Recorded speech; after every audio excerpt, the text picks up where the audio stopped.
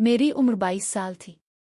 भाई की शादी को चंद ही महीने हुए थे कि वो अपने कारोबार के सिलसिले में अमेरिका चले गए। घर में अब सिर्फ अम्मू अबू और भाभी रह गईं। भाभी जवान, पढ़ी लिखी, खूबसूरत और बहुत नरम दिल थी।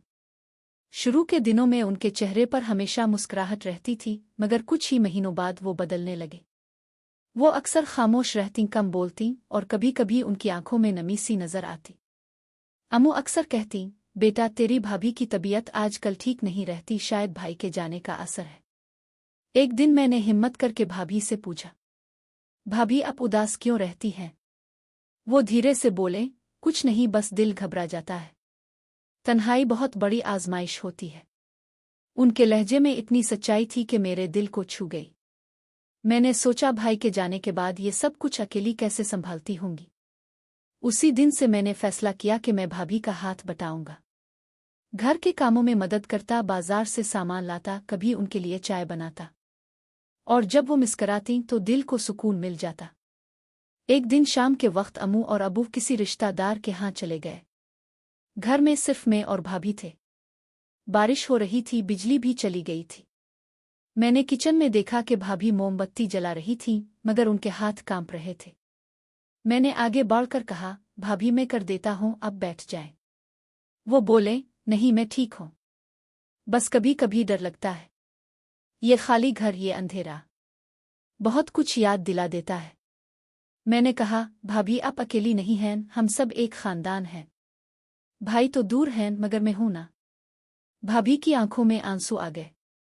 वो बोले, शुक्रिया, तुम्हारी बातों से हौसला मिलता है। वक्त गुजरता गया। मैं और भाभी एक दूसरे के एहसासात को समझने लगे। मगर मैंने हमेशा ये बात अपने दिल में रखी कि भाभी मेरी जिम्मेदारी है, मेरी इज्जत है, ना कि कोई ख्वाहिश या कमजोरी। अक्सर रात को जब भाई का फोन आता, भाभी उनसे बात करते हुए रो पड़ती और मैं दरवाजे के पार खड़ा उनके आंसुओं की आहट सुनता रहता। दिल चाहता कि जाकर कहूं, भाभी हौसला रखें, भाई जल्द वापस आएंगे। महीने गुजरते गए। एक दिन भाई ने इत्तला दी कि वो वापस आ रहे हैं। घर में रौनक लूट आई। अम्मू ने तैयारी शुरू कर दी, भाभी के चेहरे पर भी चमक लूट आई। जिस दिन भाई वापस आए, भाभी की आंखों में वो खुशी देखी जो शायद बरसों बाद नजर आई थी। भाई ने मुझे गिले लगाकर कहा, तुमने मेरा घर संभाल लिया, मेरा भरोसा कायम रखा, शुक्रिया।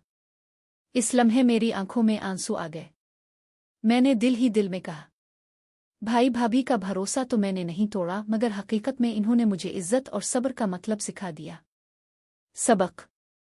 जिंदगी में कभी कभी ऐसे मौके आते हैं जहां ख्वाहिश और ईमान एक दूसरे के सामने खड़े होते हैं।